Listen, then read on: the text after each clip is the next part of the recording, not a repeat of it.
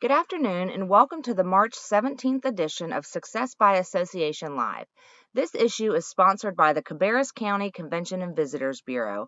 We thank them for their support of AENC. Today's article is written by Allison Torres-Bertka and is reprinted with permission. The article is titled Planning Your Face-to-Face Comeback. Associations were quick to convert their conferences to virtual events when COVID-19 halted in-person meetings. Looking ahead, associations and their attendees are eager to get back together face-to-face. But how? While many associations are planning for their comeback in-person event after coronavirus-related shutdowns, much remains uncertain. Federal, state, and local rules and guidelines are still in flux and budgets are tight. How do you plan when you don't know how many people can travel? How do you adjust the physical space so people can stay 6 feet away from each other? How do you deliver the content attendees expect while also addressing their health and safety concerns? In-person meetings will need to be redesigned from top to bottom, from the agenda to the expo hall to meals. All of these are doable. Associations just need to be more creative and adaptable than ever. It's not like our hands are completely tied. We just have to return to in-person meetings slowly and get more creative. Space and time. When event production company PSAV started thinking about the return of in-person meetings in the earliest phases of recovery, the team considered logistics required to host meetings with up to 25 people per room, then how to deliver the same presentation to 50 people in 2 rooms at the same time, at the same location simultaneously, then how to extend that across multiple venues, says Matt Johnson, Vice President of Product Management. This might mean multiple rooms and multiple venues across multiple regions, but still being able to connect everyone together through various platforms so that they can have a unified meeting experience. Rooms that are big enough for social distancing might require larger projectors and screens, as well as more microphones for both presenters and attendees. The core technology required to host these types of meetings is going to be available pretty much across all markets, Johnson says. The key difference here is that you're likely going to be utilizing some of this equipment that you might not normally use in a larger meeting setting. Associations are also considering how to safely hold educational breakout sessions. I'm very concerned about making sure that we can provide access to that education even if folks aren't able to get into a particular room, says Bethany Chirico, CMP, CAE, Managing Director of Global Meetings and Business Development at the American Industrial Hygiene Association. Planners will need to figure out what to do when a room hits capacity, which could mean providing overflow space or a way for some attendees to access the session remotely. Planning for the 65 to 70 committee and volunteer groups that typically meet at AIHA's annual conference has also been challenging. How are we going to encourage engagement year-round with these volunteers if we don't have them in a single room? AIHA is considering limiting each room to committee leaders, a staff member, a board representative, and then setting a video or call-in for other attendees.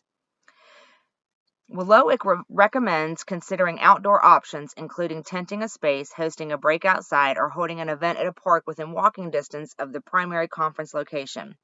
Heading outdoors both extends the meeting space you can use and allows people to feel more comfortable being near each other while still maintaining 6 feet of space around them. You might need to revamp your agenda as well. Staggering schedules will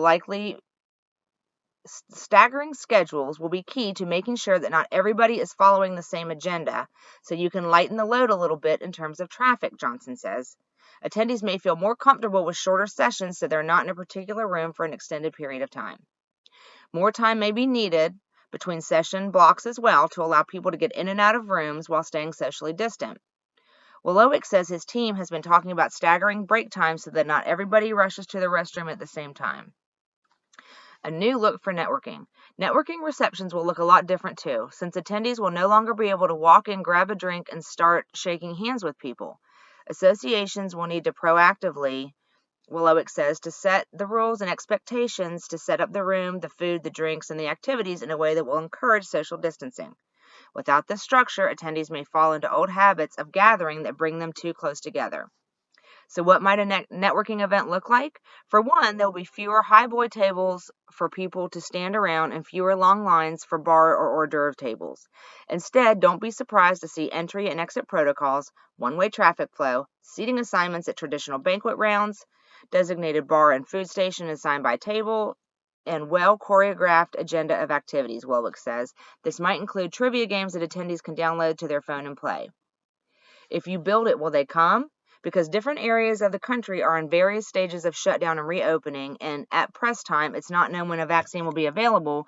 It's hard to predict when people will be able to travel to an in-person meeting. Surveying members is critical.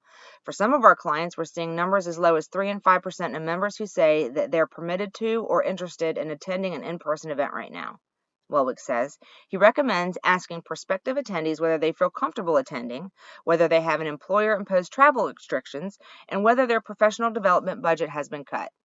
I can host the safest in-person meeting I want, but if people just can't come, they can't come, he says. AIHA is currently planning for its May 2021 annual conference in Dallas. We will, in fact, be one of the first shows to come back, or will there be folks coming back in January, February, March, or what will we learn from them as we move forward? Budget uncertainty also makes planning difficult. We have no idea how many people are going to come see us in Dallas. Are we budgeting for half the usual number, a quarter of the number? The associations also don't know whether the revenue the meeting brings in will cover the cost of everything needed to create a safe environment.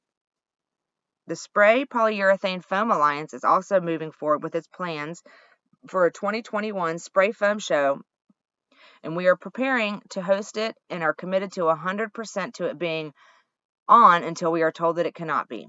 In negotiations with the hotel and the venue, SPFA has built in as much flexibility as possible and has not scheduled its 2022 show anywhere. So if the 2021 needs to be canceled, the 2022 event will be held there. The whole world could change twice by the time the show comes around. Planning for the unknown also requires more collaboration than usual among association leaders and staff. Now is not a time to set a meeting planner or meetings department out on their own as an island, Welwick says. CEO and top leadership, including the board of directors, should also be included in these conversations. For in-person conferences, Welwick recommends starting small, such as a local or regional event for 100 people or fewer. It's an opportunity to let people dip their toes in something that doesn't seem incredibly overwhelming, allows venues to start to get some practice, and allows the association to figure out what they did well and what they could improve upon in the future, he says.